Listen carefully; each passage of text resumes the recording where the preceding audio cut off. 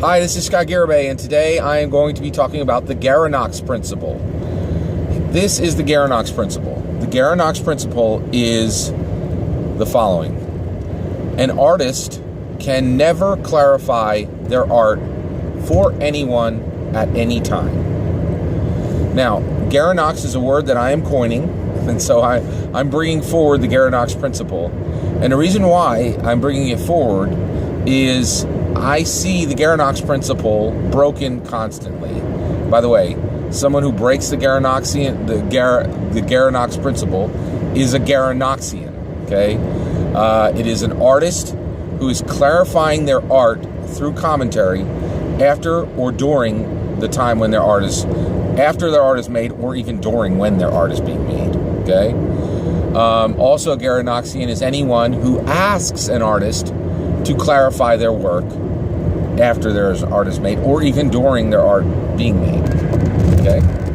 Now, I feel very, very strongly about this, and one of the reasons why I feel strongly about it is I constantly see situations, because of our modern technology and because of the way we live today, we want answers. We want them immediately, and so we are starting to treat artists like Google. Okay, and it's just a bad idea all around. And so I am bringing forward the Garinox principle.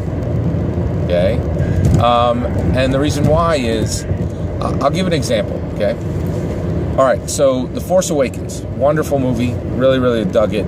Really, really liked it a lot. Okay, in that movie, Chewbacca, there's a scene where Chewbacca is aided by a nurse, and when Chewbacca is aided by that nurse, he is very childlike. He's childlike in the way he moves. He's childlike in the way he talks. And it really made me think, and I was thinking, okay, I've never seen Chewbacca have a paramour. I've never seen Chewbacca purchase anything. I've never seen Chewbacca have a long conversation with anyone. And the more I thought about it, I thought, is Chewbacca really childlike completely? Right? Is he really? Does he have the mindset of a child? Right? And the more I've thought about it, I think that's the case. He's childlike. Chewbacca is fundamentally at heart and mind childlike. Okay?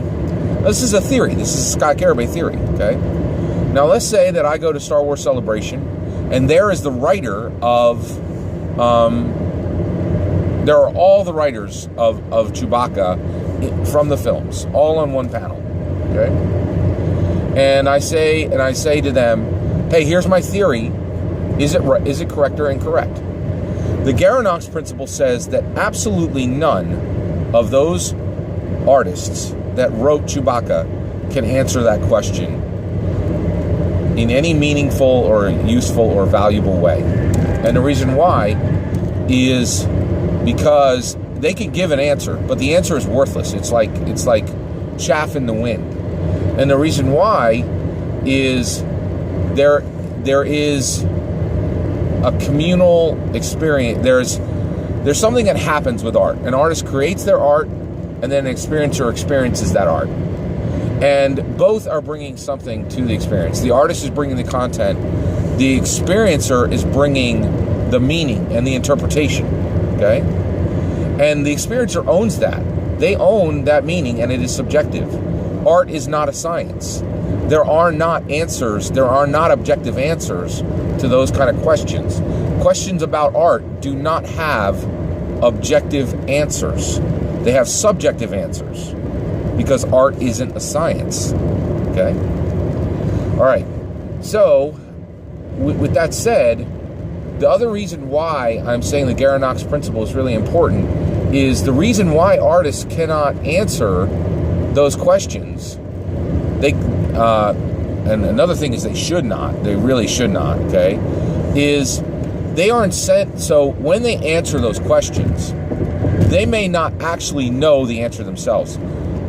Frequently, Tolkien was asked if his time during war affected his writing, and if that was what Lord of the Rings was about Tolkien's experience when he was at war. And Tolkien said, no, it was not about that, right? Now, the reality is, I don't think Tolkien actually knew. I think Tolkien's work, especially Lord of the Rings, is significantly impacted by his time at war, and you can absolutely say that that is a source, okay?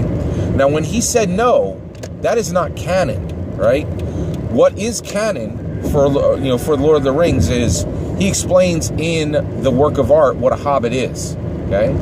Now, if he comes out, if Tolkien were to have said after the book was written that hobbits didn't like to bathe, okay? And the book had never touched on this subject. That's not canon. It's absolutely not canon. Authors are not a source of canon about their art after the art is finished and delivered and released. And this is really fundamentally important. And the reason why it's truly, truly important is there's a two-way channel. There's the experiencer and there's the artist, and they're both important. And when we say that an artist can rob millions of people of their interpretation by just giving an offhand answer at an interview, then we're saying that the experiencers don't matter, and that's just not true. It's just not true. So when you see a Garinoxian, when you see someone who is asking an artist to clarify their art, you can tell that that person is on a scale, okay? They either have a little bit of this or they have a lot of it, okay? And that is, that person does not understand the function, the purpose, and the value of art. Now, they might suffer from that problem just a tiny bit, and it might be harmless, or it might be massive. Like, anytime you hear someone asking an artist to clarify their art, you can bet that person really doesn't understand the function, the purpose, or the value of art.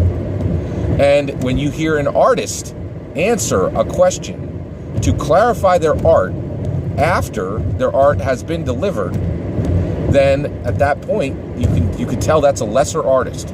It's not that they don't have value, it's not that they're not a talented artist, but they are certainly less talented than artists who respect the experiencers who experience their art. They truly are lesser artists. Now, one of the greater artists, and the person who I learned this from, the person who is responsible for me coming up with the Garinox principle, is Gwen Stefani. And someone said, "What is a holla back girl to her?" And she said, "I would never answer that question. A holla back girl is what you think it is. It's not what I think it is." Gwen Stefani is a brilliant woman, and she nailed it. Like, she is not a Garinoxian. She never will be, right? She values the people who are experiencing her music and saying, "I created this music, and I'm important and valuable, and I have a function because I did that. And you are listening to my music, and you are important, and you're valuable, and you have a function because you're listening to it," right? And I'm not going to take away your end of the communal channel that exists for art.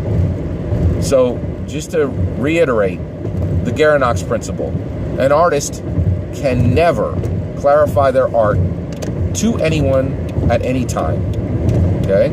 For anyone at any time.